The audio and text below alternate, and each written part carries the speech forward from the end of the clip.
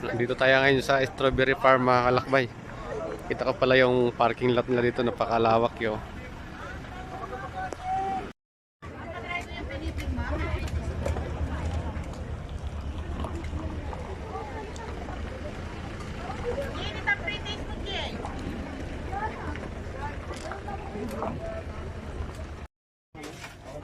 Ito yung pasukan ng farm, strawberry farm.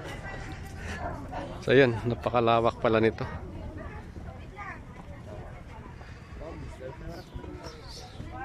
Yun ang lawak mga kalakbay. So tara, puntahan natin kung meron ba itong bunga yung strawberry farm dito. Nasa strawberry farm ako ngayon mga kalakbay. Puntahan natin yung strawberry farm kung may bunga ba dito. So tara, pasukin natin yan sa likod niyan. Yan o. So let's go. Puntahan natin yung loob ng strawberry farm. Ayan o. Sa bungad pa lang. Strawberry na o. Tsaka late sa baba. Parang walang bunga yung ngayon.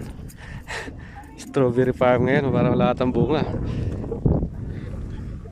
Hindi tayo makapamitas nito. So puntahan natin dito mga kalakbay.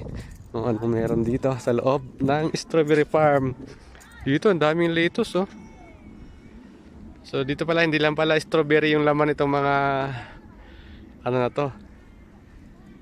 Yung mga kubo-kubo na yan. Ito halos katatanim pa lang. So wala pang bunga. Punta natin sa dulo mga kalakbay. So ngayon, yung time pala na pumunta ako ng strawberry farm mga kalakbay is alas 12 ng tanghali. Tirik na tirik yung araw eh oh. Ayun ang daming daming strawberry na tanim. Dito may mga bunga na kaso hindi natin malapitan, medyo maputik yung yung daanan. Ayun oh. Daming bunga ng strawberry kaso hindi natin malapitan eh.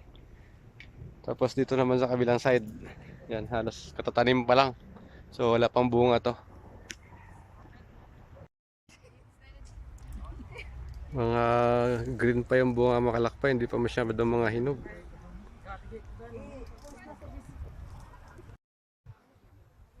Ito yung tsura ng strawberry makalakbay pagkahilaw pa.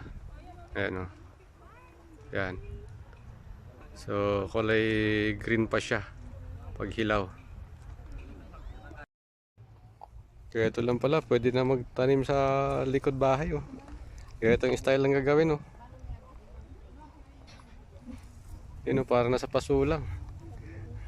Pero nabuhay, namunga na nga oh.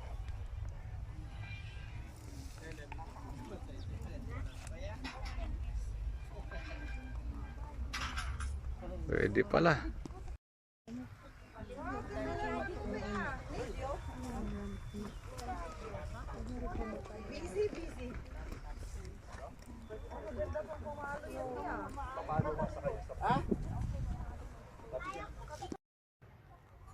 Sa mga mamamasyal ng Baguio ngayon mga kalakbay, pag pumunta kayo dito sa strawberry farm, yan. So, wala pang strawberry picking ngayon sa ngayong month na to ng November. Kasi yung strawberry dito halos katatanim pa lang. Ilan pa lang yung may bunga. Yan, mga bagong tanim pa lang yan. Ilan pa lang. Kasi parang binaha yata to nung bagyong Christine ba, parang ganun. So dito, ito may mga bunga na kasi nakahanging naman yan eh. Oh.